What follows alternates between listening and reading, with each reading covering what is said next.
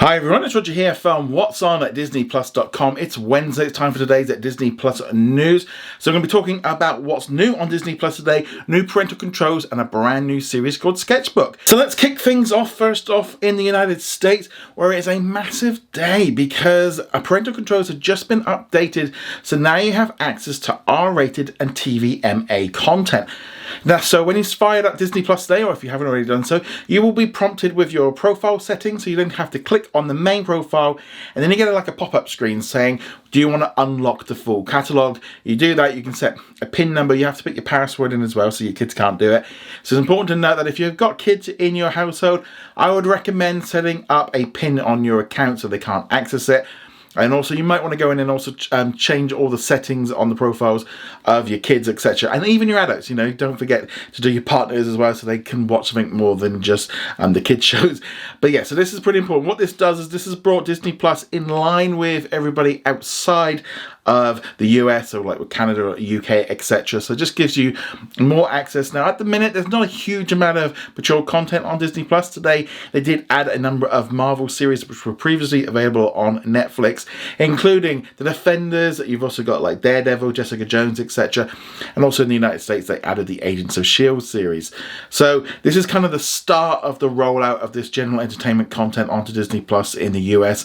They're starting with the Marvel and they're kind of leaning with that rather than doing what they did internationally, where they added like Star and they added hundreds and hundreds of titles at once. Doing a little bit different in the US might not be a bad thing. I don't know if it's quite going to get that same reaction doing it the way they have done it. But in all honesty, today is a big shift really for Disney Plus, because we never thought we were actually going to end up with R-rated and TVMA content on Disney Plus in the United States. There was this whole thing obviously going on with what's happening with Hulu, but now we're really starting to see the shift, and this is going to be the start of it. They had to enable this today in order to start doing more stuff. Hopefully we will start getting an idea of what's going to be coming to Disney Plus in the United States in the months ahead, because now they've unlocked it. Now pretty much, as I said, the rule book is out the window. We no longer can just say, well, that's going to Hulu, that's going to Disney Plus. Things are going to be very different from now on in the US, and just makes it very complicated until we get that roadmap. Speaking of it being a Wednesday and some new content, that also means, as I said, we have got some new stuff to watch. So you've got a new episode of The Proud Family. No other real big originals today. They kind of were definitely holding back because of all those Netflix shows, which are also available in Canada, the UK, Ireland, Australia and New Zealand. Other countries will be getting them at a later date. Looks like they've kind of got to sort out all the logistics of like subtitles, etc. There was also some other major content released on Disney Plus today. In Australia and New Zealand, they got The Eyes of Tammy Faye, while in Canada, the UK and Ireland, they got Nightmare Alley. So I'm looking forward to watching that one in the next coming days. Obviously as well, internationally, there were some other new additions. In Australia, Canada and New Zealand, they got a new episode of How I Met Your Father. Unfortunately, in the UK, you're going to have to wait until May. I don't know why, but they're doing that one.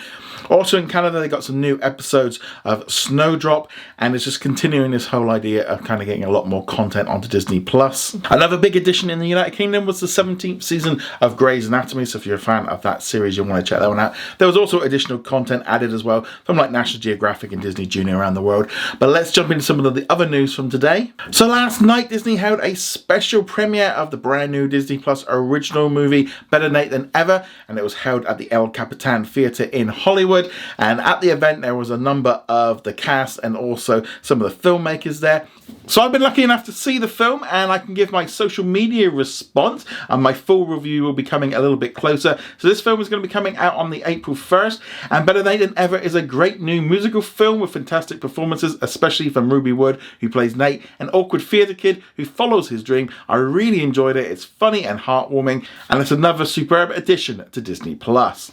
So as I said, my full review will be coming in a couple of weeks' time, but yeah, this one's really good, so can't wait for everyone to watch it.